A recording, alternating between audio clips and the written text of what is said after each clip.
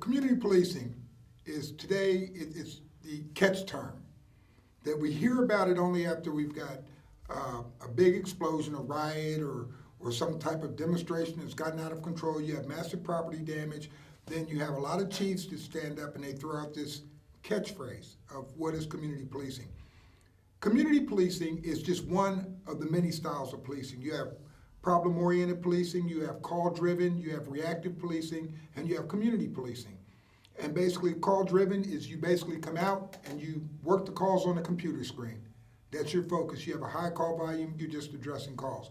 Problem-oriented policing is you're coming out, you're dealing with a specific problem that you're met with that day. You work that problem through. Reactive policing is just you're coming out and you're working your calls, but you're reacting to what you see. Now, those three versions of policing have no long-term positive results. There's no investment in the community. There's a temporary Band-Aid in problem-oriented policing with that one person you're dealing with. Now, community policing is, it encompasses all of those. It encompasses your crime prevention, crime suppression, neighborhood community groups, and everybody comes together to work. It's basically, it's an agreement between the citizens and the police, and they work together to solve community-related problems that bring forth a better quality of life. Now, the other types of policing don't address quality of life. Community policing does focus on quality of life because it covers all aspects of it, and it absorbs, the school district has to be involved in it. City agencies outside of the police have to become involved in it. And community policing basically is an officer is assigned to a geographic area. For instance, when I did it, I had a geographic area that I was assigned to. And it was a high crime area, and there was a lot of distrust between the police and the community. And you go in and you basically have your perception of what the police department sees the problems are. And typically police departments will say your problem in your neighborhood is drugs and gangs and random shootings, and they name the things that are a high priority for the police department. And oftentimes we're finding out that when we go talk to the citizens, what we think is number one, these people live there. They know, yeah, I kind of deal with the drug dealers, I see them every day, but this loud music out in front of my house, or these prostitutes walking up and down the street. So what you do is you meet with them and you say, hey, let's do a trade-off. What we're gonna do, I recognize that you live there. I'm seeing the gangs are the biggest problem. You're telling me that the loud music is. So what we're gonna do, we're gonna work on your number one together. And then you're gonna trade off and help me with our number one. And in the process of doing that, that's just addressing the crime aspect. But community policing, when you're talking quality of life, you have to go into these neighborhoods and change the way the person sees their neighborhood, the environment. If you just take crime and sit it over here for a minute, the first step, you go into these neighborhoods and you set up with the city, you organize, and you bring in big roll-offs, your big trash dumpsters. You meet with the neighbors, you tell them what you want to do. You all plan, you pick maybe 2 or 3 blocks as your starting point within a large geographic area. Everybody comes out. You go through, you collect all the trash and in the alleys, and everybody works together, and you get it in the dumpster. Separate your metals out, because as you go to individual houses, if the people separate their metals, they can take their metals to the recycling center, and they get paid for it. When you have elderly people and they can't do it, if you've got a church in that area, guess what? The church sends people, they pitch in. They go in, help clean the lady's garage out, clean her trash out the same day we're all doing this as a neighborhood. And then they take her stuff down to the recycling center. The church can keep 10%, give God his part, and now this lady has money to do something else. You get Home Depot, Lowe's, you can get local lawn and garden people to come in and teach a class. A lot of people don't know how to grow a lawn. They just think grass just grows and it stays there. And that's cosmetic, but it's important, because you won't see drug dealers and prostitutes and drunks standing on manicured lawns. It's just natural instinct to go around them. So what you're doing, you're actually hurting them. Around, you're raising the property value. They come in, they teach a 3-hour class. This is how you grow a lawn. This is how you maintain it. We leave the class, we go out. In that 2 blocks, we till up everybody's lawn right there that day. Everybody plants their grass seed. Everybody's on a schedule. You water your grass this day, this day, this day. Everybody's gonna cut their grass this day. You got a month later, these people are seeing grass where they've seen dirt.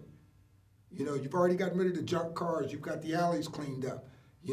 Now they've got a lawn. Their houses aren't junky anymore. They've made money off separating. So they're starting to buy into trusting this whole thing. Your criminals are laying over here trying to figure out what's going on. Because I have a plan that I use, which I call the roaches, the mice, and the rats. And it basically says that in your neighborhood, if you have roaches, mice, and rats, it's because of the way you live. You can't blame your neighbor for it. It's the way you live. So we have to change the way you live. And when I kind of came up with this formula, how I saw it were the roaches, if you got a roach in your house, he's not going to hurt you. He's going to embarrass you when company comes over. And the roach represents people like the neighborhood wino, the prostitutes. These people are not immediate threat to you, but it's real embarrassing when you've got company and here comes the local prostitute down the street or the wino and things like that.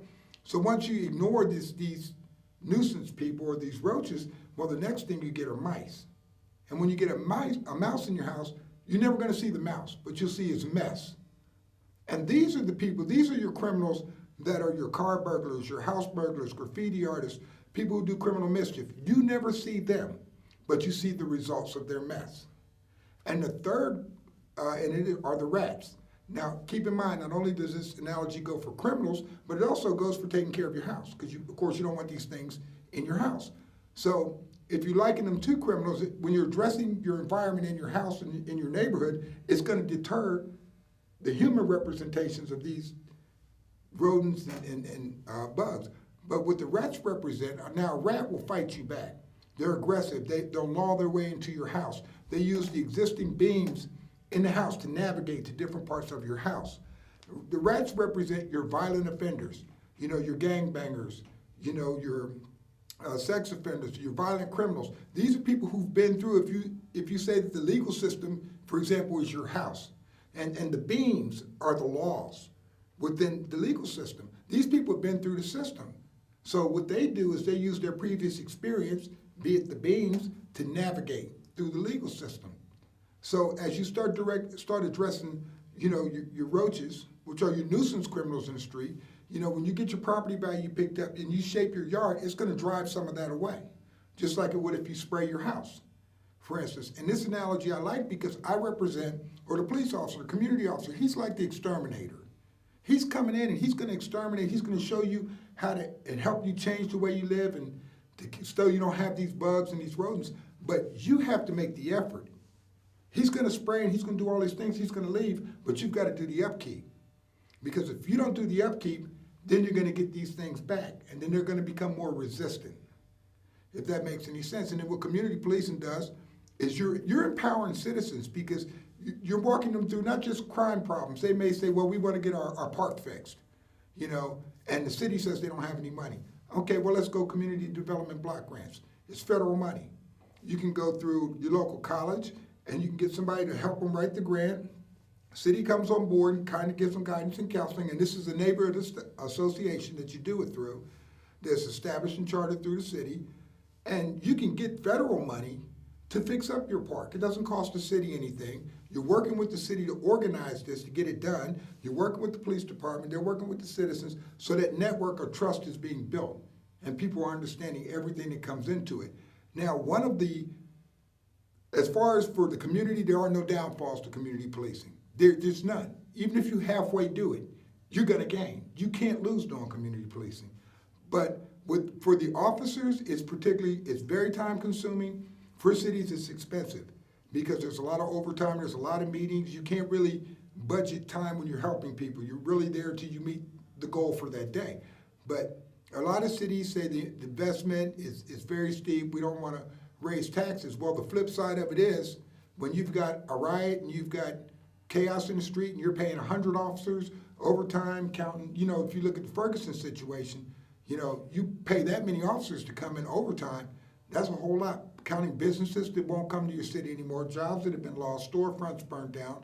You're going to be 5 or 10 years in the hole for revenue and your tax base because nobody wants to come there and do business. Then on top of all that, you're paying a $4 or $5 million settlement from somewhere. So when we add up all of that, there's your community policing right there. Community policing is very, they like to throw it out as the buzzword, but the officer becomes very empowered because the citizens grow real close to that officer and they trust him. or her, and they'll tell a chief or a sergeant, I want to hear from officer so-and-so. They know what's going on, and policing is political in the administrative part.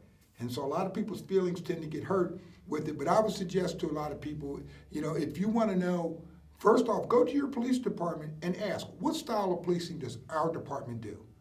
And community policing has to be department-wide. Officers, civilians, detectives, it can't be 5 officers in patrol doing it. That's not community policing, that's a crime prevention unit. It's an all or nothing concept. Ask, go to your departments and ask, what type of policing do we do? Or what philosophy of policing do we do? And you may find out that there is no dedicated style. You got officers out there doing their own thing. They don't know what community policing is or problem-oriented policing. They're just working calls. And if they don't know what they're doing, and if they're not on one accord, that's why you're generating so many complaints. So community policing, go find out what style. If your department doesn't know, then research it on your own. Go on the internet. What is community policing? Gather your facts. Go to your city council and say, hey, have you guys seen this on community policing? Maybe it will work here. Our neighborhood would like to have it. Can you do a study cost on it? And make these politicians research it. Make these police chiefs research it, because a lot of officers don't know what community policing is, and a lot of police chiefs don't. It's just a buzzword, but it's more than that. It's the answer to a lot of these problems that we're having out here today.